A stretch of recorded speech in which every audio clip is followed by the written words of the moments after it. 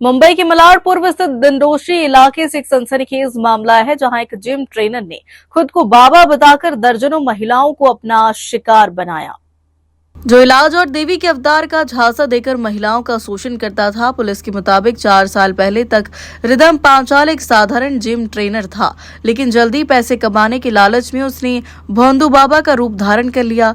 हर गुरुवार और शनिवार रात 8 बजे से सुबह 7 बजे तक ये बाबा दरबार लगाता था और दावा करता था कि उस पर देवी आती है और वह हर बीमारी ठीक कर सकता है। आरोप है कि यह खासकर बांझ महिलाओं को निशाना बनाता था, उन्हें आधी रात को घर बुलाकर अघोरी पूजा के नाम पर गंदी हरकतें करता था। इतना ही नहीं, ये बाबा इलाज के बदले मोटी रकम, महंगी शराब, सिगरेट, जिंदा मुर्गी और बकरे की लीवर तक मांगता था और भूत प्रेत निकालने के नाम पर खतरनाक और अंधविश्वासी तरीके अपनाता था। मामला तब खुला जब एक पीड़िता ने हिम्मत दिखाते हुए शिकायत की और एक वकील की सतर्कता से इस पूरे फर्जीवाड़े का पर्दाफाश हुआ। अब तक इस मामले में 60 से ज्यादा पीड़ित सामने आ चुके हैं और पुलिस को शक है कि यह आंकड़ा और बढ़ सकता है। मुंबई से रोहित जायसवाल की रिपोर्ट। ये रिदम अशोक पांचाल करके 37 इयर्स का एक यंग लड़का है। वो रहता है मंचूभाई रोड मालाड इसमें। वो बेसिकली जिम ट्रेनर है और पिछले 2-3 महीने में उसने लोगों में ऐसा फैलाया कि मेरे शरीर में किसी भगवान का संचार है और उस भगवान के संचार के माध्यम से आपके ऊपर जो भी कुछ समस्या है उसका मैं हल निकाल सकता हूँ। तो लोग उसके पास जाने लगे। जाने के बाद लोगों ने अपनी समस्या उसके पास रखी।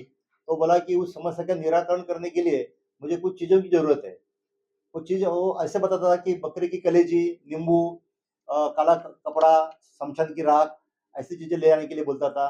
तो लोग उसके पास दूसरे दिन जाते थे वो सब चीज़ लेके। तो भगवान का संचार आने के बाद वो जो चीज़ लेके जाते थे लोग, वो चीज़ उसके जिस आदमी के ऊपर से निकलता था, तो वो सब चीज़ एक काले या लाल फड़के में पैक करके वो फड़का, वो जो चीज़ है, वो सब किसी चौक में रखता था। तो ये उसका 2-3 महीने से सिलसिला चालू था। तो आस-पास के लोगों में थोड़ा डर का माहौल पैदा हुआ, तो वो लोग उससे कहने लगे कि ये सब आप कर रहे हो, वो सब गलत है, ये बंद करो। तो उसने वो धमकी दिया कि ये मेरे जो विधि के बीच में जो आएगा उसका सर्वनाश हो जाएगा, आप मेरे विधि के बीच में मत आओ करके। तो वो लोग डर के हमारे पास आ गए, तो हमने पूरी इंक्वायरी कर लिया। तो अब इंक्वायरी में ऐसा रिवील हुआ कि ये जो रिदम पंचायत कर रहा है, वो सब गलत कर रहा है।